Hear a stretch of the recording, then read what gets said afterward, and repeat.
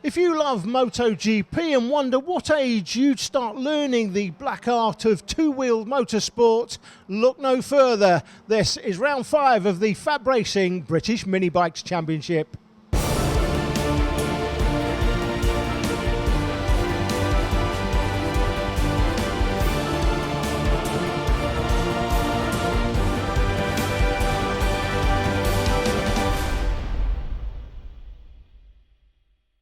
If you were with us for round 4 at Wilton Mill, you may have noticed an incredible start in the rookie class by a newcomer to the Fab Series, 6-year-old Josh Bannister, who was only 6 the previous Thursday. It was an amazing start to the race he had, but unfortunately he crashed out on lap 2 during the wet televised race, but went on to win both dry races on the Sunday.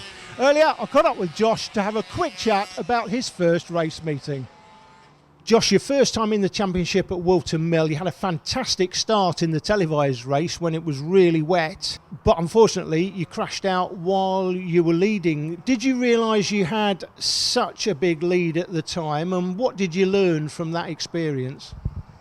Well, I learned not to go like that fast while it was wet. And did you realise you had such a big lead at the time? No. You were only 6 on the previous Thursday, so it's really unusual for somebody to come into the championship and in their first race be so quick.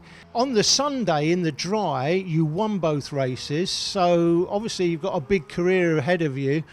Tell us a little bit about yourself. When did you first ride a bike, a motorcycle? Oh, when I first rode a motorcycle, I was 3.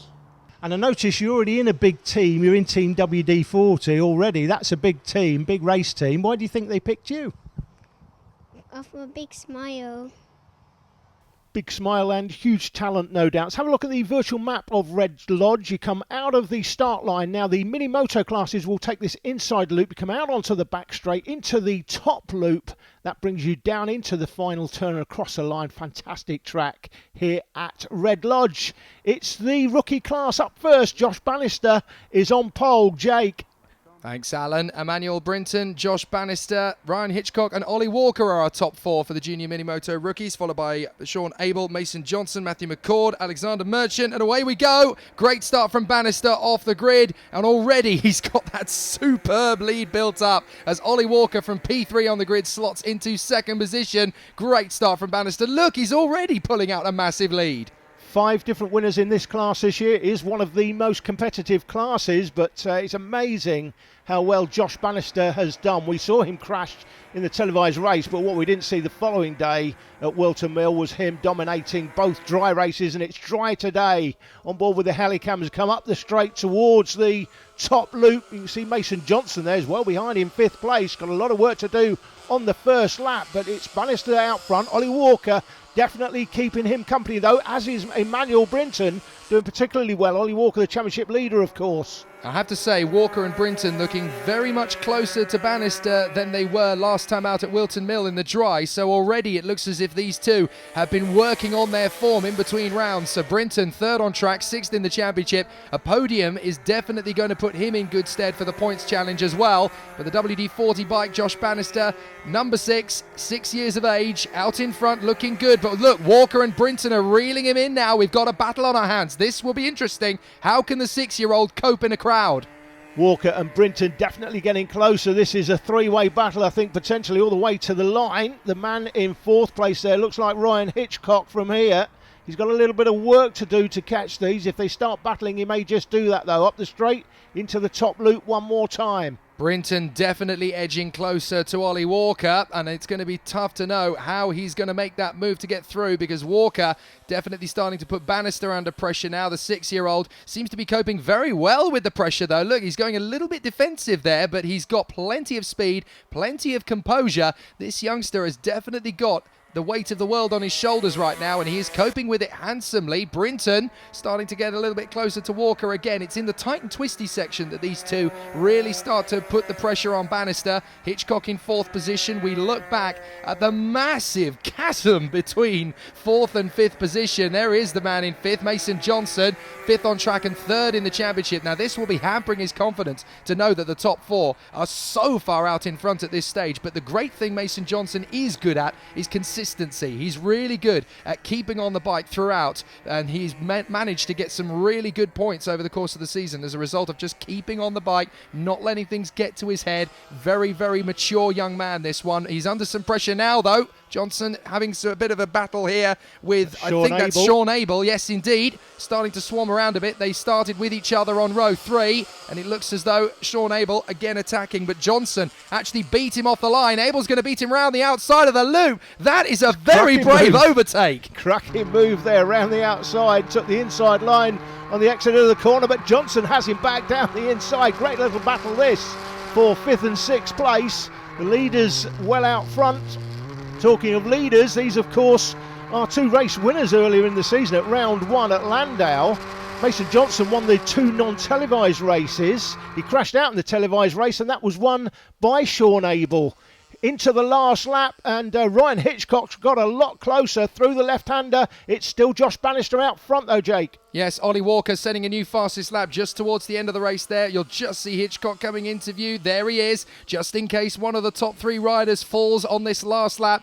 But one man you have to say probably isn't going to fall at this point now is Josh Bannister. He has absolutely mastered this circuit, this race and this situation. It is so difficult to cope with pressure when you are the man having to control the pace from the front. Walker and Brinton are very close, but it's going to be Josh Bannister. What an absolutely astonishing ride. Second for Walker. Very happy Emmanuel Brinton in 3rd position. 4th place is going to be Hitchcock, who holds his line to the finish line, and a 5th position run in the end of it all for Mason Johnson. But Josh Bannister, what a superb performance. I can see that kid in 10 years time winning in Moto 3 on the world stage. He is an absolute superstar. In the points championship, Ollie Walker still holds the advantage from Mason Johnson and Leo Peacock, but Josh Bannister is now a very severe threat to all of those riders in not just this championship but future ones as well. The Pit Bike 140 race was shaping up to be a battle between the championship leader Ben Bailey and the man second in the championship, Richard Holmes-Williams. You'll notice from these pictures that the bigger bikes just take the outer part of the circuit. They don't go through the inner part. Now, on lap 1, it was all shaping up to be a battle between the top 2 in the championship until this happened. Richard Holmes-Williams takes a dump. I'm paraphrasing, but I'm sure you know what I mean, and that would put him well down the field. Bailey would be well out in front, but it was Whedon from Snow. Then Josh Winterson on the 58. Sean Whittaker was 12. Darren Morris being hunted down by the recovering Richard Holmes-Williams. Out onto the back straight. At this stage, it looked like it would be between Whedon and Snow for 2nd place. But that would not prove to be the case as they come through the top loop. Snow having a look at Whedon, but unable to get it done. By the closing stages, Snow had fallen away from the battle, and it was Richard Holmes-Williams who'd recovered to 3rd place at this stage. Soon to be 2nd, he'd be up the inside of Tom Whedon, and that would pretty much be all she wrote for this one, with Ben Bailey coming home clear in front, with Richard Holmes-Williams 2nd in the championship and 2nd on track. Here's Bailey down to the final turn for the last time. He was well clear, in fact lapped everybody up to 3rd place, another lap, and I think he would have lapped Tom Whedon as well, but it was Bailey that took the win. In 2nd place, Richard Holmes-Williams, a good recovery ride from Tom Whedon in 3rd, and then Sean Whittaker 4th and Kevin Wells 5th. Highlights from the Moto team race up next, and it's been said by, well, us commentators anyway, that only a real man can wear a pink suit. And none more so than the man riding the 3 bike, the Fast Rider bike, here in 2nd place. Sam Clowes for SFC Racing out front early on in this one, but it's Fraser Kinnaird riding the Fast Rider bike, just going through the right-hander there. It's green on top of pink. It almost looks like Kermit the Frog on top of Miss Piggy, but let's not go there. Sam Clowes for SFC Racing's been in great form, but not today. He dumps it coming through the final turn, and that would be his attempt to win this one over. He would recover, get back on the bike eventually anyway. Took him a while. It would leave the 3 bike, the Fast Rider bike, Fraser Kinnaird, well out front, being chased by Last Minute Racing on the 8 and the 88 bike of Acme Racing. They would battle it out for second place. Meanwhile, the SFC bike, Sam Clowes, was recovering. We're on board with him. He's come through the left-hander, out onto the back straight. Don't take the infield on these bigger bikes. He's looking up the inside of the 771. That's Muttley Racing. Up the inside of Muttley and does the 5 bike in the same corner, the Ride Faster bike. Nice move by Sam through the right-hander, coming down the banana into the final corner. Out of that turn, he would look for the move on the 19 bike of No Name Racing. That's Tony Campana, of course. He'd go past Tony on his way back to 4th place, but it was the 3 bike, the Fast Rider bike, ridden by Fraser Kinnaird, who would take this one comfortably. And coming home in 2nd place, ultimately, it was Acme Racing who got past Last Minute Racing, the 88 bike in front of the 8 bike, with Sam Clowes for SFC in 4th and Sab Racing on the 60 bike coming home in 5th. Fraser, I think we've said only a real man can wear a pink suit. That's you. Well out front today. It was a comfortable win for you. Yeah, it was. Sam made it easy for me by dropping it at the end of the first lap, and then after that there was no one too close to me after that, so it was more a case of worrying about pacing myself that I didn't fall off. More race action from Red Lodge coming up after the break with Junior Minimoto Pro and Senior Minimoto.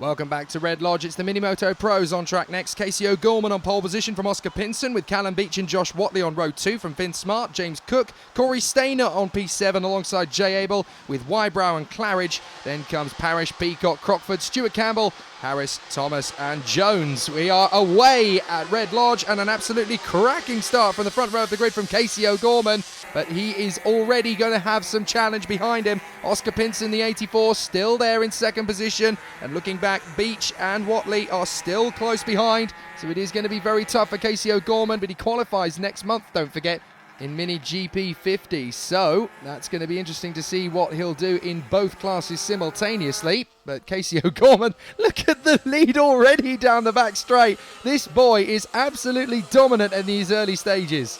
He always seems to do this in the dry. He'll pull 8 to 10 bike lengths within a couple of 100 metres a lot of the time. Oscar Pinson there in 2nd. That's his best performance we've seen from Oscar in the televised races this season. Battle for 5th here. Stainer is the 134.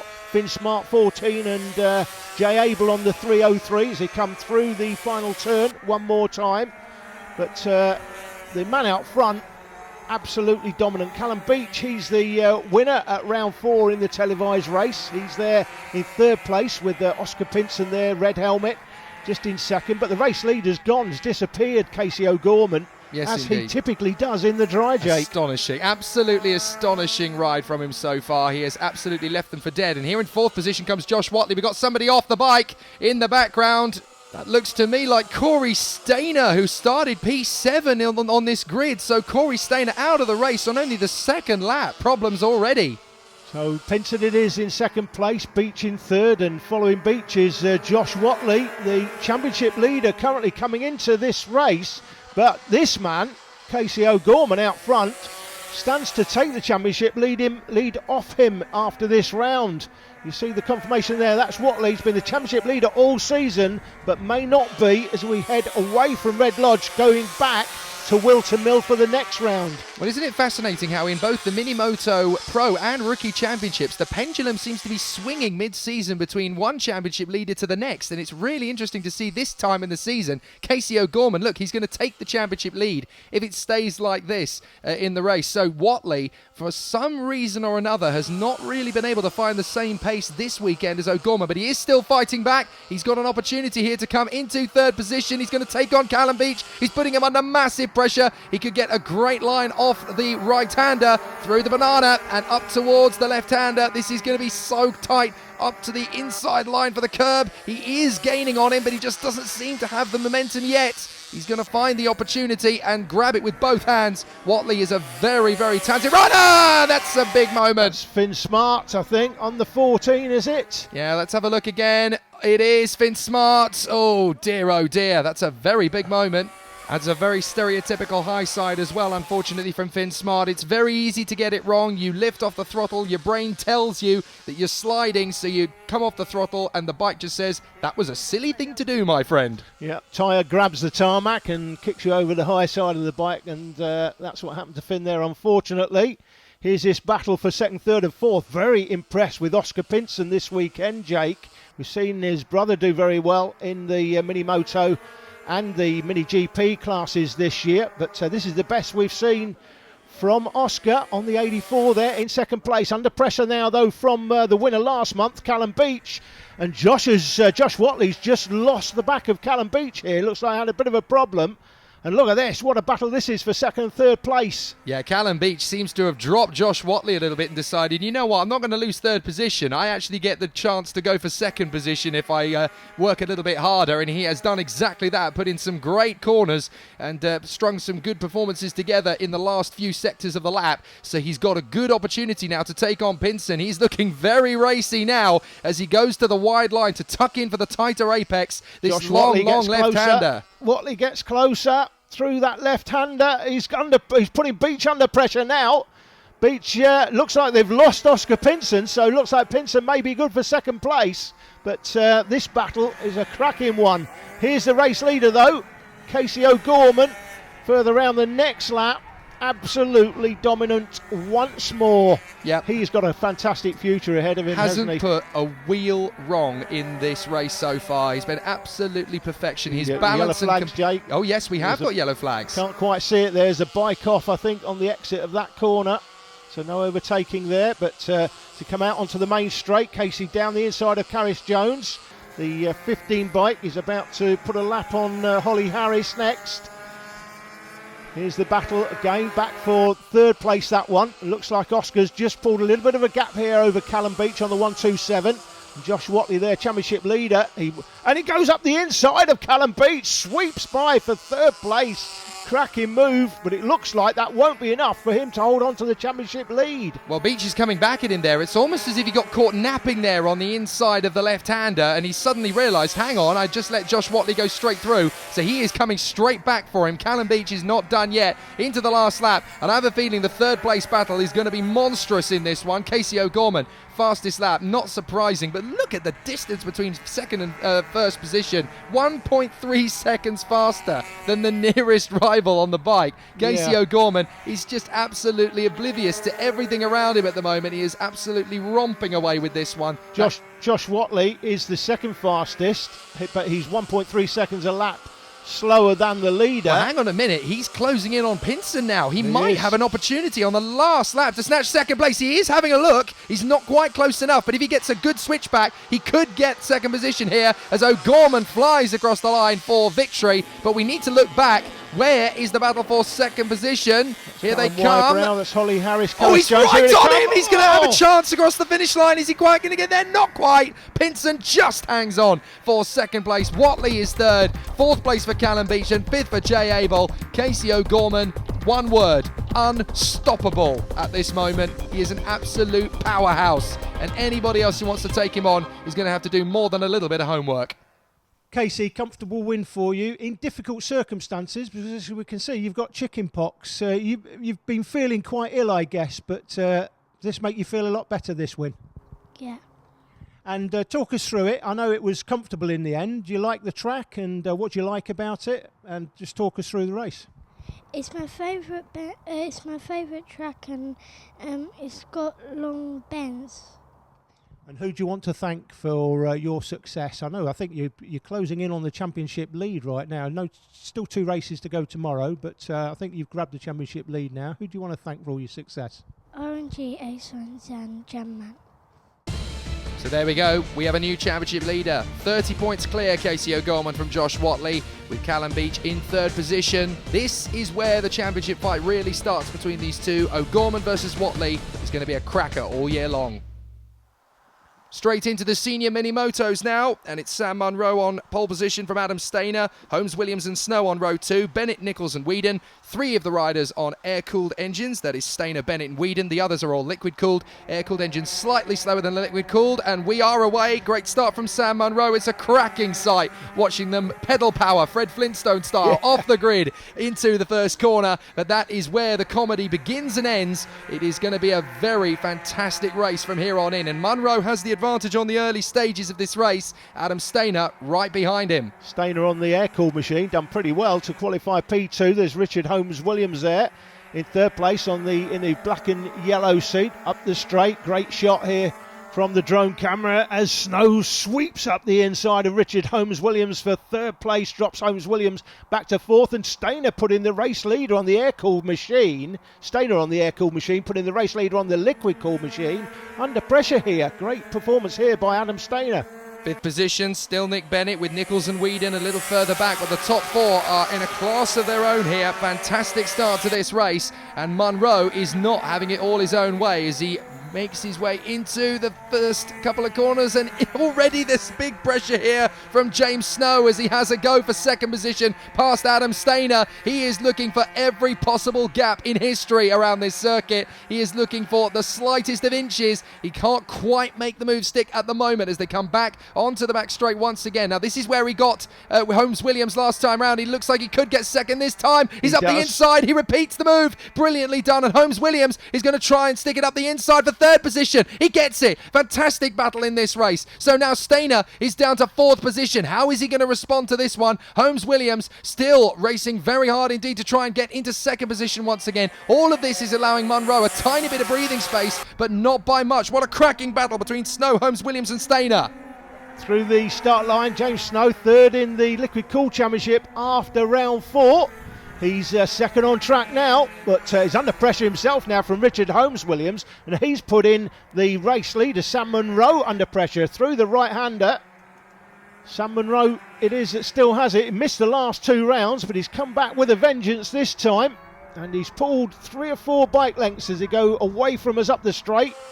That's a good 3 or 4 bike lengths there into the left-hander, but he's coming under pressure again from Snow, and Snow under pressure from Holmes Williams, and Stainer's not giving up on the air-cool machine either, is he? Great performance. I was just about to mention Adam Stainer because he looks very racy in 4th position. Never mind the 3 riders out in front. Stainer is actually sitting in the box seat here in 4th position because he can watch these 3 battle it out for position. He can see where each of the 3 riders are strongest and weakest, and he can take full advantage of this as Holmes Williams has another big look on the inside of Snow, and they are both reeling in. Munro, here we go. It's going to be a 3-man battle royale on something that weighs 3 bags of sugar. It's absolutely fantastic watching these 3 run around this circuit in fine formation until they get to the straight. This is going to be an incredibly close encounter. Last lap, and Holmes Williams has disappeared from the fray. He has obviously got caught up in all of that and ended up nowhere. This is now Snow's opportunity to go for Munro. He is swarming around looking for an opportunity. He's running out of time here and running out of corners. He's got that tight left-hander coming up after the banana. That will be where he's going to try and seize his chance. Munro will know he'll be coming. He's got an opportunity to shut the door. He does so just in the nick of time. Munro gets the victory. Fine performance indeed.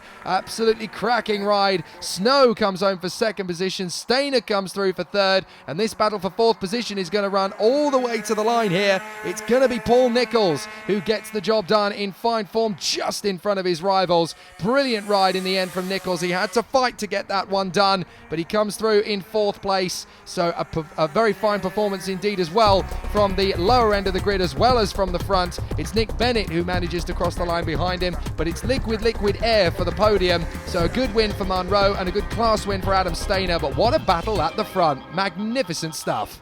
Championship points look like this.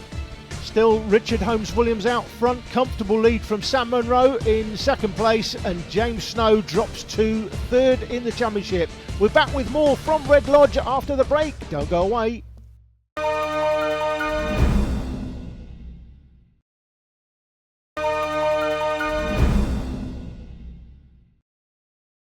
Welcome back to Red Lodge for the Fab Racing British Minibikes Championship. Mini GP 70 is up next. The winner at Wilton Mill in the televised race is the young man joining me, Tom Alexander. Now, Tom, I don't think you realised you'd won that race, did you, at Wilton Mill in the wet because of the red flag? No, I didn't think I'd won it, but then when my mum went to look at the results and she said I was won it, I was so relieved. I was like jumping up and down, and yeah, it was just a great feeling. And you were in great form that weekend. I know Elliot sort of overtook you on the last lap when the red flag came out, but the rules state that it has to go back a lap, so that gave you the win. Now, we saw you crash out at Landau in very tricky conditions. It was much wetter at Wilton Mill. Do you like those wet conditions, or do you prefer the dry? Well, I both like them the same, to be honest, but at Landau I messed up my line a bit and I had to go in really tight, and that's how I crashed.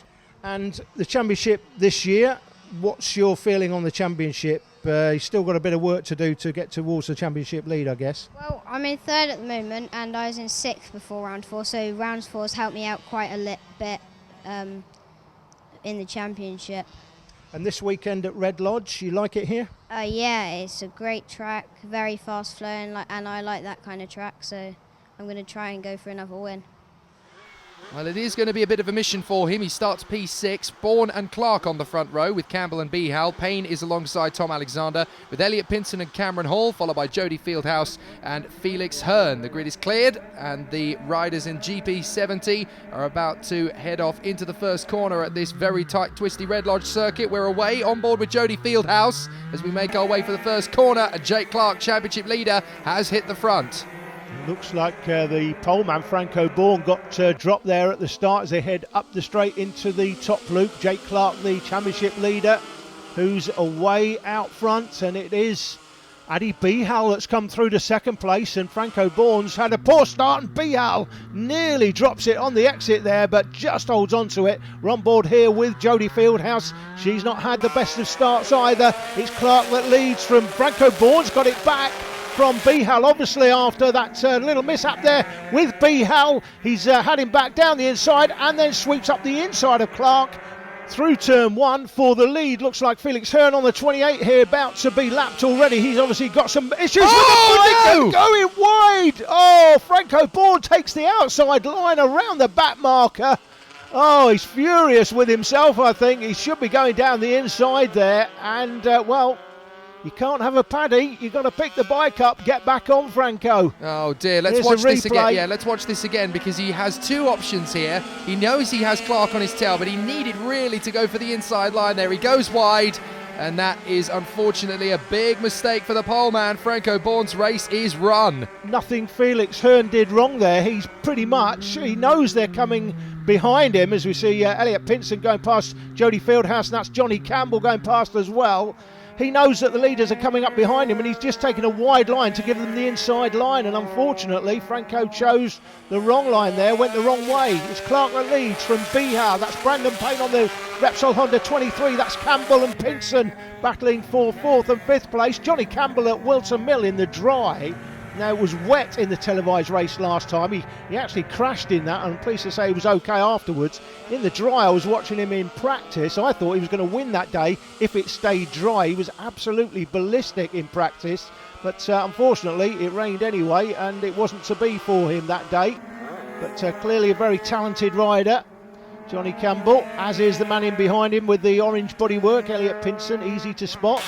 Well, I've been watching the guy currently riding around in second position, Addy Behal. Just been watching him on some of the static camera shots. He seems very unstable in some of the tighter corners. He's been very loose. We already saw him on the first lap, of course, make a big error. As here comes Pinson up the inside. He's going to try and get Campbell this time. Beautifully done. So Pinson does make the move for 4th position. Campbell won't like that. He's going to come straight back at him. He is looking for a way through on the inside. He doesn't want to be too eager. He wants to set up a nice move that he can hang on to rather than a do-or-die maneuver that's going to have a high percentage of taking both riders off the circuit. A little further into the race, and Behal just in front of Brandon Payne, slightly now settling down into a rhythm. I was watching him in the early stages. He looked very out of shape, but now he seems to have tidied things up a bit. He's been very strong all season long, but look at Brandon Payne. He's starting to pick it up a little bit more now as well. Pinson has dropped Campbell and is started to get onto the back of these two as they come up to lap Cameron Hall. I think that is the 8. So here comes Adi Bihal. Jake Clark got a comfortable lead out front, of course. He is the championship leader, and he's certainly looking like the man they all have to beat this season.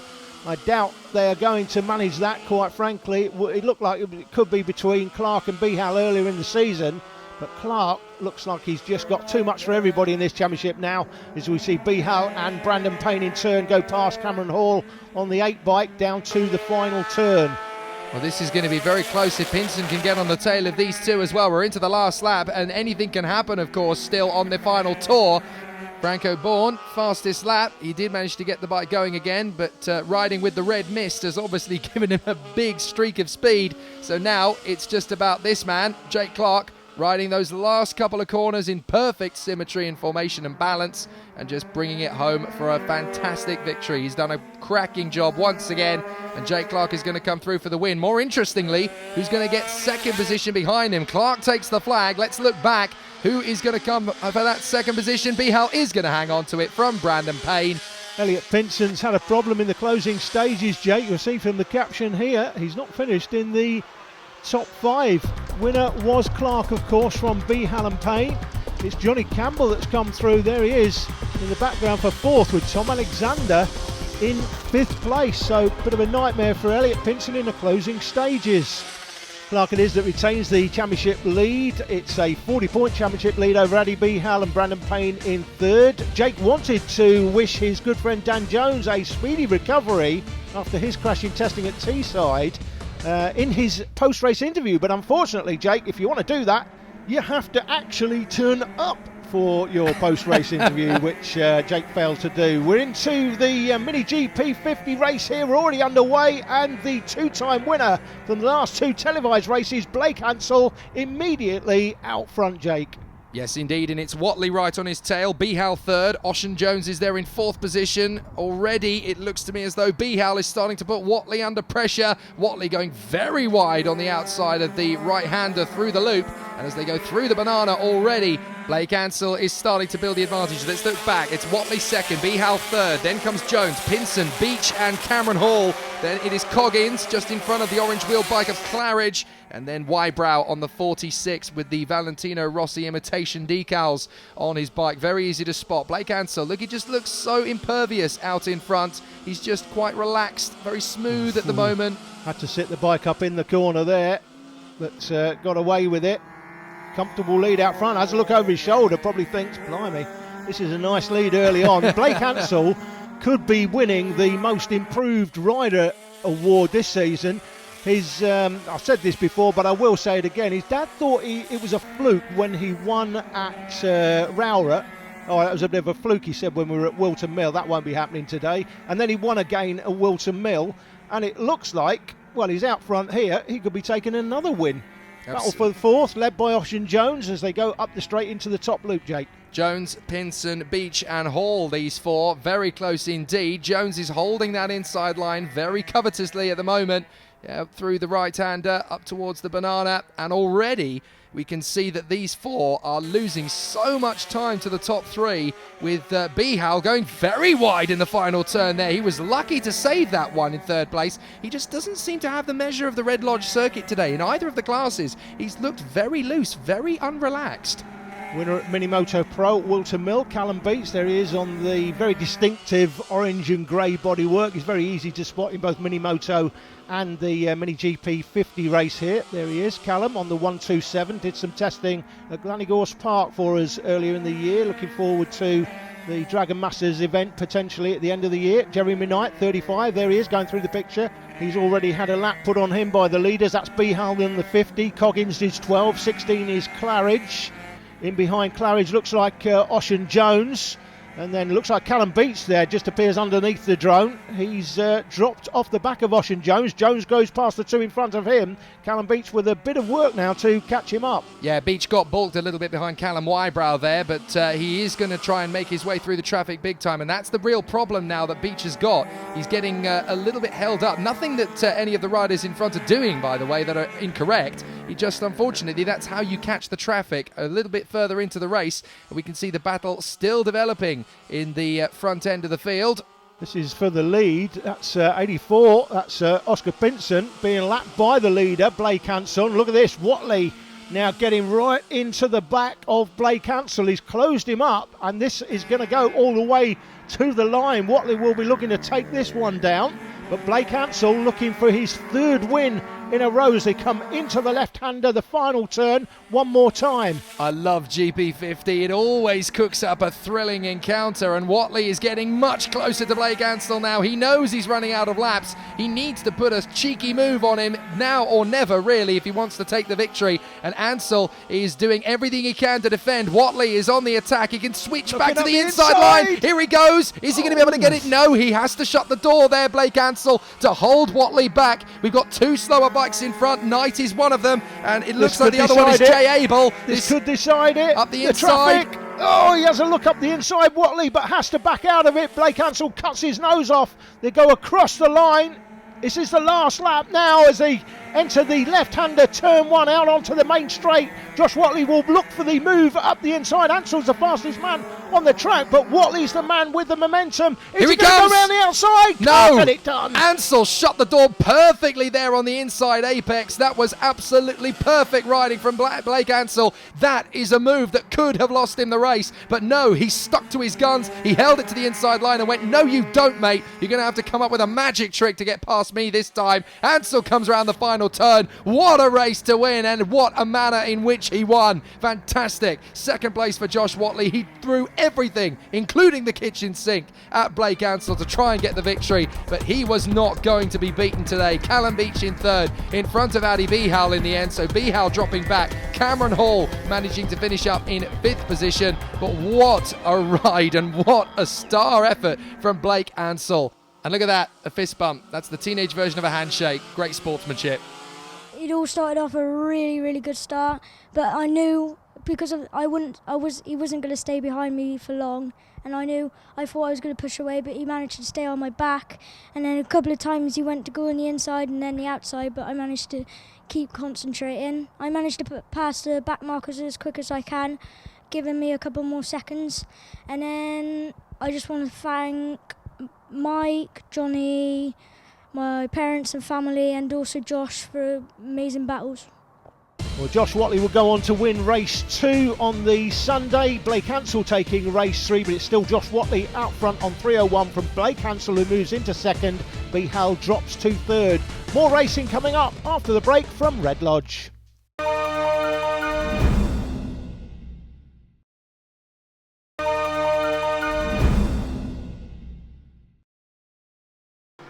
Back at Red Lodge once again, it's the Pit Bike Open Championship next, with Cook and Horseman on the front row of the grid, Ansell and Knight from Lee and McFarfar, McCord, Dutton, Whitaker and Morris rounding out the top 10, with Wells, Winterson and Qualters in close company behind. Away we go, and already from the front of the grid, Max Cook has launched into the lead through the first couple of corners, and as they head onto the back straight, it's very close indeed from second down to 13th, but Max Cook, the 12-year-old, is out in front and looking good.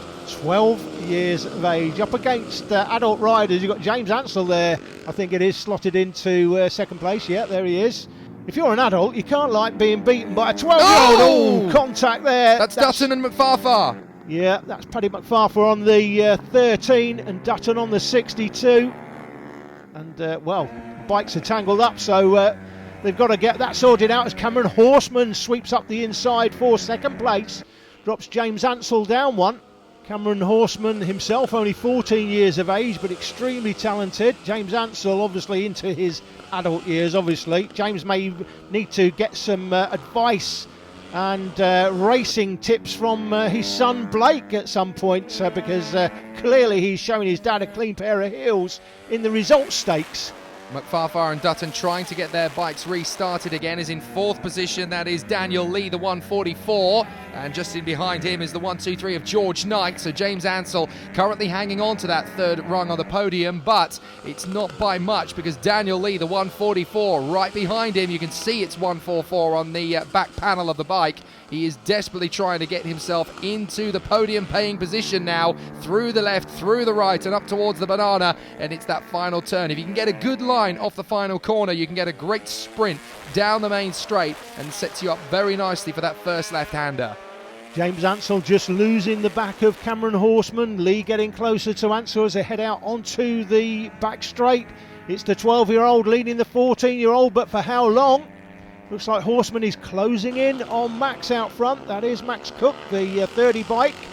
Incredible to see these young talents out in front. They say that motor racing is getting younger and younger all the time. Well, Quartararo in Moto3 is proving that, 16 years of age and starring in Moto3 races. But there's one rider, of course, in Moto3 at the moment who started right here.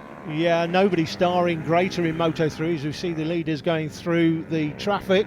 Nobody starring better than Danny Kent, of course, at the moment, who's leading that championship. Danny out of the Fab Racing Series in his earlier career. And look at this, Cameron Horseman right on the back of Max Cook now. Absolutely, two riders who could well be following in his footsteps as they continue their battle out front. Here's Cook leading towards the latter stages of the race. Horseman was closing in the race leader earlier on, but a few laps later, he's lost the back of Max Cook as Cook sweeps past Darren Morris. Just a couple of laps remaining. Astonishing performance at the moment from Max Cook. Just consider the fact that this is a 12-year-old athlete who is taking on riders in some cases 3 times his age and doing an absolutely stellar job out in front. That boy has got an incredible future ahead of him. Max Cook, remember where you heard that name here in the Fab Racing British Minibike Championships. We've seen some incredible riders move on to huge things in the world of motorcycle racing.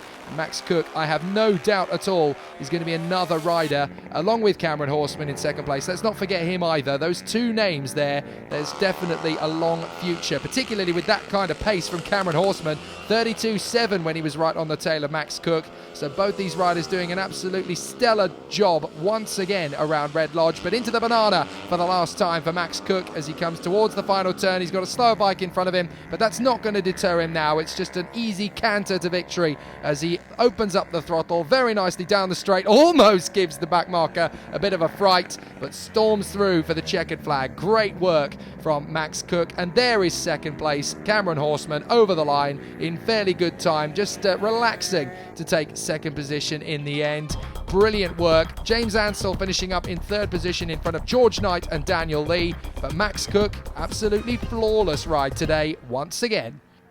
Championship points look like this. Charlie Nesbitt not here this weekend, but he retains the championship lead on 2:21. Max Cook moves into second place, dropping Fraser Rogers down to third. After the race, I caught up with the race winner. Charlie Nesbitt and TJ weren't here, but Cameron was, so I had a good chance of getting a good result. And it was a good battle with Cameron and everyone. Yeah, he was putting me really under pressure, but his gear peg fell off, so I had 2 laps to make it pull a gap away and cruise around for a little bit. It's many F1 sidecars up in the last part of this programme. Team Williams from Stainer Racing on the front row, from Big Girl Racing, Filth Racing, Team Loudon, Ems Racing, Team Mental making their first appearance in the championship from Parker Ems, Team Hosker and Dodster Racing. And we're on board the Helicam as they come through turn 1 out onto the straight. They don't take the inner part of the circuit. Great pictures on board the drone.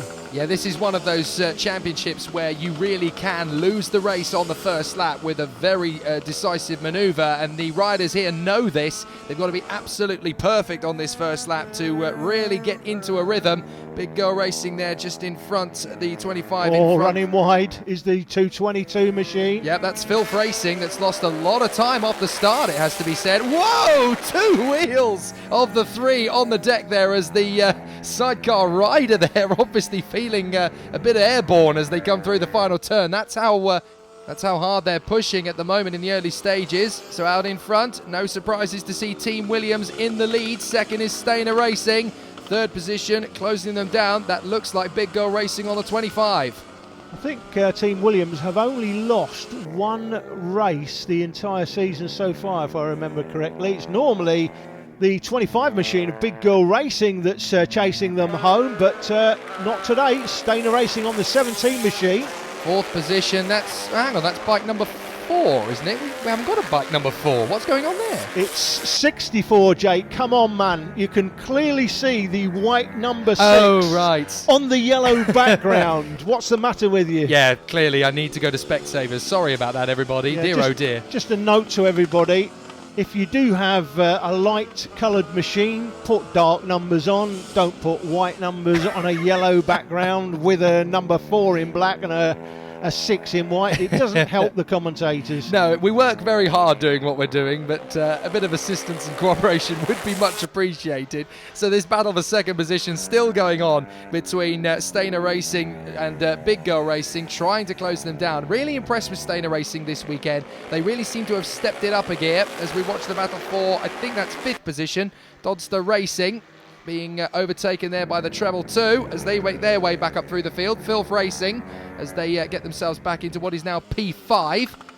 First appearance in the championship for Filth Racing this year. Team Mental, I think, are on a higher machine, I think, for the first time this season. If you fancy having a go, these bikes, you can't go and buy one of these bikes. You have to build them from scratch.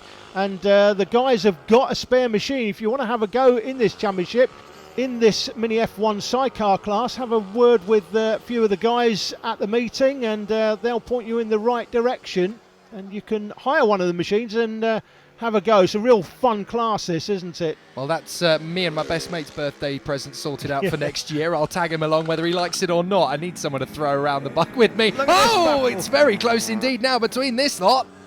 You've got the leaders making their way through the traffic. That's the 24, the Kermit the Frog machine. Yeah, that is the Team Mental number 24, that higher bike. So how is the leader going to make his way through? He's got to pick his moment perfectly. And he's going to just about do it. I love the way they throw the body weight from one side of the bike to the other. It almost looks as if they're falling off the thing, which is why I got a little bit animated. But it's so dynamic just watching the body weight shifting through. Just watch the leaders as they come onto this last lap.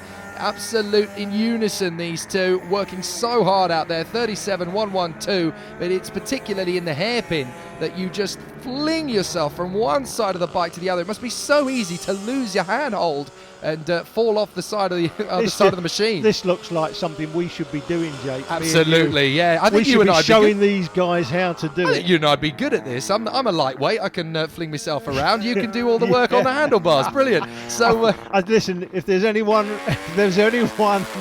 piloting the machine, it will be me. You will be the ballast.